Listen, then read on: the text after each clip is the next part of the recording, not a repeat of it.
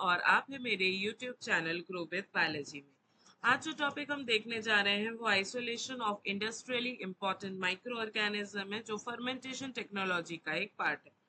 जब फर्मेंटेशन की बात करते हैं तो फर्मेंटेशन में माइक्रो ऑर्गेनिजम्स को यूज करके नया नया प्रोडक्ट बनाया जाता है ताकि वेस्ट भी यूटिलाइजेशन हो जाए और उससे काफी अच्छे प्रोडक्ट्स भी हमको मिल जाए, बेनिफिटेड प्रोडक्ट्स जिसकी कमर्शियल वैल्यू ज्यादा है, उस तरह के प्रोडक्ट्स हमको मिल जाए। अब अगर हम उन प्रोडक्ट्स की बात करें तो उन प्रोडक्ट्स को बनाने वाले माइक्रो ऑर्गेनिज्म की जरूरत होती है। तो आज हम देखेंगे कि किस तरह से हम माइक्रो ऑर्गेनिज्म को आइसोलेट करते हैं। देखिए, माइक्रो ऑर्गेनिज्म आइसोलेशन का टेक्निक सेम है जैसा हम नॉर्मल माइक्रोबियल एनालिसिस के लिए करते हैं कि इस सैंपल में कौन कौन से माइक्रो ऑर्गेनिज्म है। हमको काम वही करना है, पर यहाँ पे हमको जो मेन हमारा मकसद है वो है कि हम उन माइक्रो ऑर्गेनिज्म को ढूंढे जो मुझे कोई एक वैल्यूएबल प्रोडक्ट बनाने में हेल्प करे। वैल्यूएबल प्रोडक्ट का एग्जांपल आप समझ सकते हैं, एंटीबायोटिक्स है, एंजाइम्स है, ऑर्गेनिक एसिड्स है, विटामिन है, बायोफ्यूल्स और फर्मेंटेड फूड्स है। ये सारे वैल्यूएबल प्रोडक्ट है जिसको बनाने के लिए हमको माइक्रो ऑर्गेनिज्म की जरूरत होती है। तो उन माइक्रो ऑर्गेनिज्म को आइसोलेट करना, फिर उसको आइडेंटिफाई करना और फिर बाद में उसको स्टोर कर देना ताकि हम इन फ्यूचर भी उसी को यूज कर सके, ये है काम बेसिक आइसोलेशन का। तो सबसे मेन ऑब्जेक्टिव्स हमारे क्या होते हैं कि हम प्योर कल्चर मेंटेन करें हमारे ऑर्गेनिज्म का। हम ऐसा ऑर्गेनिज्म ले जिससे प्रोडक्ट ज्यादा ईल्ड हो या ज्यादा बने, और वो स्टेबल ऑर्गेनिज्म हो। ऐसा नहीं कि 2-4 जनरेशन के बाद वो ऑर्गेनिज्म अपनी एक्टिविटी शो नहीं कर पा रहा है। तो हमको एक स्टेबल इंडस्ट्रियल ऑर्गेनिज्म चाहिए जिसका जेनेटिक स्टेबिलिटी भी होना चाहिए ताकि टाइम टू टाइम उसमें हमको कोई चेंजेस ना करना पड़े, टाइम टू टाइम हम उसमें कोई स्टडी करने की आवश्यकता ना पड़े। अब इंडस्ट्रियली इंपॉर्टेंट ऑर्गेनिजम्स होता क्या है, वो उन ऑर्गेनिजम्स के बारे में हम बात करते हैं जो कि कमर्शियली हेल्पफुल है कोई एक अच्छा वैल्यूएबल प्रोडक्ट बनाने के लिए। अब इसमें कैरेक्टरिस्टिक प्रॉपर्टीज क्या आता है कि इसका यील्ड ज्यादा होना चाहिए, ये इसका ग्रोथ रेट फास्ट होना चाहिए, बहुत इजीली ग्रो होना चाहिए, नॉन पैथोजेनिक होना चाहिए। ये सबसे ज्यादा इंपॉर्टेंट है क्योंकि अगर हम इंडस्ट्रियल लेवल पे काम कर रहे हैं तो हमको वर्कर्स रख के काम करवाना होगा, तो वहां पे हम पैथोजेनिक ऑर्गेनिजम्स को यूज नहीं कर सकते। नॉन पैथोजेनिक होना चाहिए, जेनेटिकली स्टेबल होना चाहिए, कॉस्ट इफेक्टिव कल्टीवेशन होना चाहिए और इंडस्ट्रियल कंडीशंस को टॉलरेट करने वाला होना चाहिए। तो ये कुछ कैरेक्टरिस्टिक्स प्रॉपर्टीज है जिसको हम ध्यान रखते हैं जब हम माइक्रो ऑर्गेनिज्म को ग्रो करवाते हैं या सिलेक्ट करते हैं तब।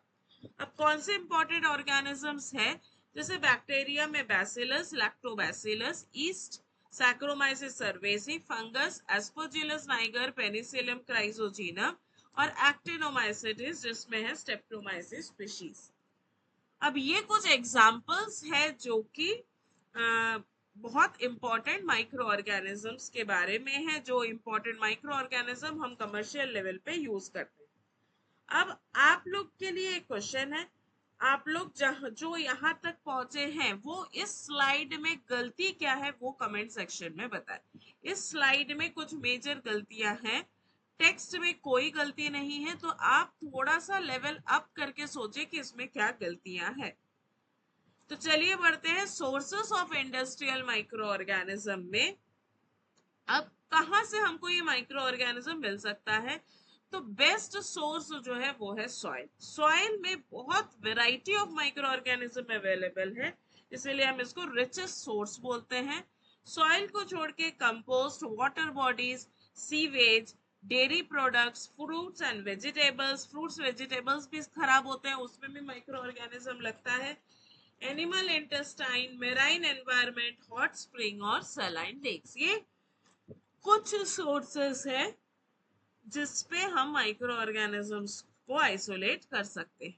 अब आइसोलेशन का प्रोसीजर देखिए, सबसे पहले आपको सैंपल कलेक्ट करना है, फिर सैंपल को प्रिपेयर करना है प्रॉपर डाइल्यूशन के साथ, फिर उसको सिलेक्टिव मीडिया या फिर नॉर्मल मीडिया में इनोक्यूलेट करना है। इनोक्यूलेट करने के बाद उसको इंक्यूबेट करेंगे।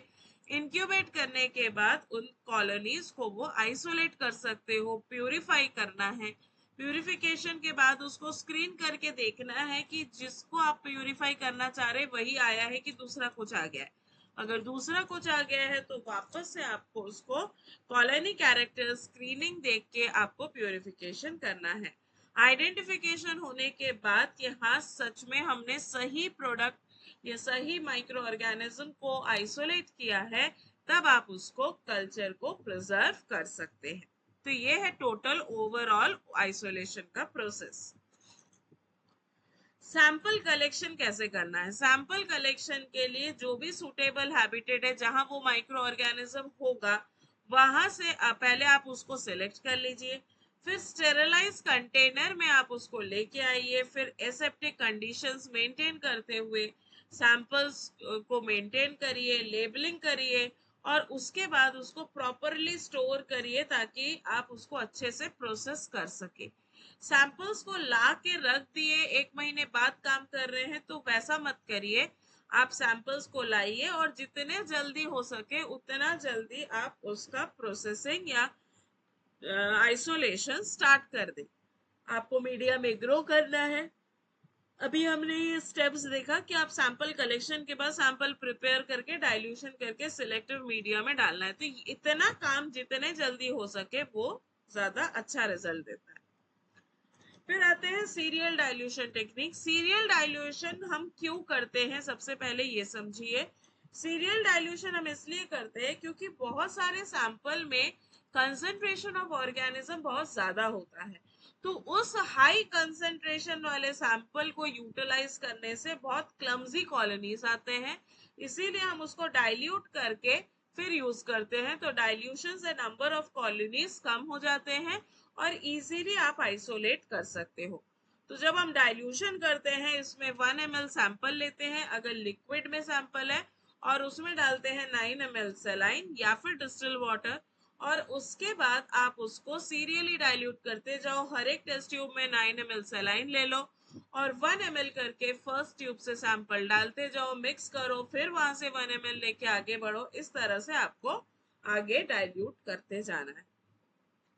ये 10-fold डाइल्यूशन होता है और उसके बाद आपको जिस प्लेट से चाहिए उस प्लेट से आप अप्रोप्रिएट डाइल्यूशन वाले को लेके पेट्री प्लेट में आप स्प्रेडिंग करके माइक्रो ऑर्गेनिज्म को आइसोलेट कर सकते हो। स्प्रेडिंग करना है, फिर उसको इंक्यूबेट करना है।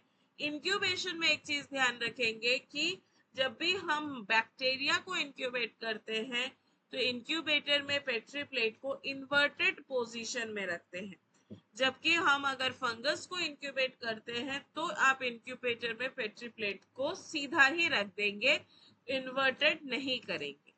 इससे एडवांटेजेस क्या है कि इजी कॉलोनी काउंटिंग कर सकते हो, प्योर कल्चर्स या प्योर कॉलोनीज आपको इजीली मिल सकता है, ओवर क्राउडिंग ऑटोमेटिकली कम हो जाता है। आगे आते हैं आइसोलेशन टेक्निक में। कौन सा आइसोलेशन टेक्निक है? सबसे पहला है स्ट्रीक प्लेट मेथड। आप लूप ले ले, लूप को रेड हॉट करें, सैंपल में डिप करें और स्ट्रीकिंग कर ले पेट्री प्लेट पे। बहुत इजीली आपको आइसोलेटेड कॉलोनीज मिल जाएगा। दूसरा आता है स्प्रेड प्लेट मेथड, जहां पे आप पेट्री प्लेट में सॉलिडिफाइड मीडिया ले और उसमें 500 माइक्रोलीटर तक अपना सैंपल डाले और उसको स्प्रेडर की मदद से स्प्रेड करें। पेट्री प्लेट में अगर बैक्टीरियल सैंपल है तो इन्वर्टेड रखे, अगर फंगल सैंपल है तो सीधा का सीधा इंक्यूबेटर में रख दे। नेक्स्ट आता है पोर प्लेट मेथड। पोर प्लेट में जब हमारा मीडिया सॉलिडिफाई नहीं हुआ होता है, सेमी सॉलिड कंडीशन में होता है, उस कंडीशन में हम उस अगार में ही, अगार कंटेनिंग मीडिया में ही अपने सैंपल को ऐड कर देते हैं और उसके बाद उसको पोरिंग करते हैं। तो that is pour plate method. और उसके बाद जब इंक्यूबेट हो जाए तो आप वहां पे सेल काउंट कर सकते हैं। एनरिचमेंट कल्चर टेक्निक्स, इसमें हम स्पेसिफिक मीडिया यूज करते हैं जिसके कारण सारे माइक्रो ऑर्गेनिज्म उसमें ग्रो नहीं हो पाते हैं। मान लीजिए कोई एक मीडिया है जिसमें सिर्फ और सिर्फ ई कोलाई ही ग्रो करेगा, बाकी ग्रोथ नहीं कर पाएगा। कोई ना कोई कंडीशन ऐसा है जो बाकी के ग्रोथ को रोक देगा, तो इसलिए हम उसमें उसको ग्रो नहीं करा पाएंगे। तो आपको समझना होगा कि आपको किस तरह का ऑर्गेनिज्म चाहिए, किस तरह का ग्रो करवाना है, और उसके बाद उसको आप उसी अप्रोप्रिएट टेक्निक से आइसोलेट कर सकते हो। फिर आते हैं selective and differential media. Selective media और डिफरेंशियल मीडिया में डिफरेंसेस क्या होता है कि ये दूसरे ऑर्गेनिजम्स के ग्रोथ को रोक देता है। जैसे मैकॉन्की अगार में ग्राम नेगेटिव बैक्टीरिया ग्रो हो सकता है, एमआरएस अगार में लैक्टिक एसिड, सेब्रॉड्स अगार में फंगस और ईस्ट, जेपेकडॉक्स में एस्परजिलस और एक्टिनोमाइसिट आइसोलेशन में स्ट्रेप्टोमाइसिस ग्रो अच्छे से होता है।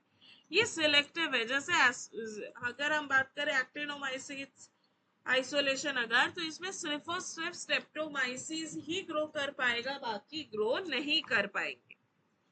Screening of industrial micro organism, हम स्क्रीनिंग कैसे करेंगे? हम पहले प्राइमरीली प्रोडक्ट फॉर्मेशन पे स्क्रीनिंग करते हैं कि आपको जो जिस प्रोडक्ट के लिए आपने माइक्रो ऑर्गेनिज्म को आइसोलेट किया है वही प्रोडक्ट बन रहा है कि नहीं बन रहा है, और उसके बाद वो सेकेंडरी स्क्रीनिंग करते हैं एफिशिएंसी की, वो सूटेबल है या नहीं कमर्शियल लेवल पे।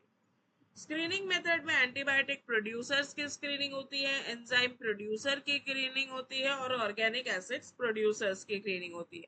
नीचे के जो मेथड्स है वो स्पेसिफिक टेक्निक्स है जिससे आप उस प्रोड्यूसर्स को आइडेंटिफाई कर पाओ, चाहे वो कलर रिएक्शन हो या फिर वहां पे कोई जोन बन रहा हो, उस तरह से आप इसमें इंडिकेशन पता कर सकते हैं। अगर माइक्रो ऑर्गेनिज्म आइसोलेट हो चुका है, फिर उसको आइडेंटिफाई करने के लिए स्टार्ट होता है विद कॉलोनी मॉर्फोलॉजी। आपको कॉलोनी मॉर्फोलॉजी स्टडी करनी है, फिर आपको माइक्रोस्कोप में ऑब्जर्व करना है, ग्राम स्टेनिंग करना है, बायोकेमिकल टेस्ट लगाना है, और उसके बाद कंफर्मेशन करने के लिए हम मॉलिक्यूलर टेक्निक्स यूज करते हैं, जैसे कि PCR, 16S RNA, ITS sequencing या होल जीनोम सीक्वेंसिंग। ये सारे जो मॉलिक्यूलर टेक्निक्स है, पीसीआर को छोड़ के आप बाकी नॉर्मल कॉलेज यूनिवर्सिटी लैब्स में ये नहीं होता है, ये maximum to maximum research laboratories में होते हैं, गवर्नमेंट ऑर्गेनाइजेशन में होता है, जहां पे वो आपके ऑर्गेनिजम्स का 16S RNA करके RNA करने के बाद आपको एक स्पेसिफिक एक्सेशन नंबर के साथ आपको अपने माइक्रो ऑर्गेनिज्म का आइडेंटिफिकेशन नंबर भी दे देता है। फिर आते हैं इसके एप्लीकेशंस में। इंडस्ट्रियल इंपॉर्टेंट माइक्रो ऑर्गेनिज्म बहुत जगह काम आते हैं, जैसे फूड इंडस्ट्री में yoghurt, cheese, bread, beer, wine में। फार्मास्यूटिकल इंडस्ट्रीज में काम आते हैं, एंटीबायोटिक्स, वैक्सीन्स और विटामिन प्रोडक्शन में। इंडस्ट्रियल प्रोडक्ट्स में आता है enzymes, organic acids, amino acid, bioethanol, bioplastics. Environmental applications में यूज होता है waste water treatment, bioremediation और बायो फर्टिलाइजर्स।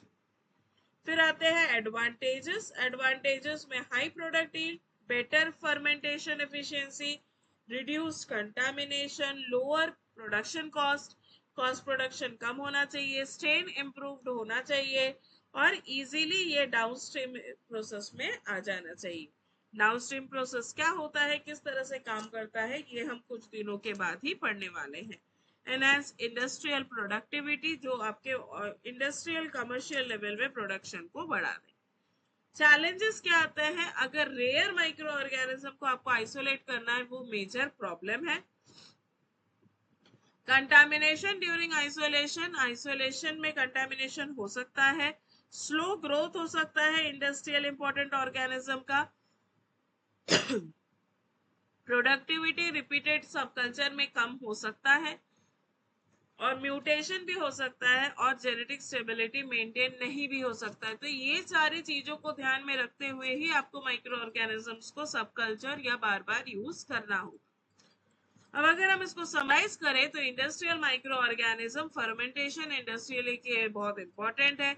ये आइसोलेशन कर सकता है, सैंपल कलेक्शन करा सकता है, सीरियली डाइल्यूशन और सिलेक्टिव मीडिया को प्योर कल्चर करने में ये हेल्प करेगा। इंडस्ट्रीज को हाई स्ट्रेन प्रोड्यूसिंग स्ट्रेन्स को आइडेंटिफाई करने में हेल्प करता है और इसको आइडेंटिफिकेशन और preservation long term industrial use के लिए कर सकते हैं। ये एक मॉडर्न मॉलिक्यूलर टूल है जिससे आप आइसोलेशन और स्ट्रेन का सिलेक्शन करके आगे फर्दर यूज में जा सकते हैं। तो आज का टॉपिक था हमारा आइसोलेशन। नेक्स्ट जो टॉपिक रहेगा वो रहेगा मेंटेनेंस, कि आप आइसोलेट तो कर लिए, अब उसको उस ऑर्गेनिज्म को आप मेंटेन कैसे करोगे। अगर यहाँ तक का वीडियो आपको समझ में आया हो, अच्छा लगा हो, तो इसको लाइक करिए, शेयर करिए, अपने फ्रेंड्स के साथ शेयर करिए ताकि उन तक भी मैं पहुंच सकूं। और यहाँ तक बने रहने के लिए बहुत बहुत धन्यवाद। Thank you and happy study.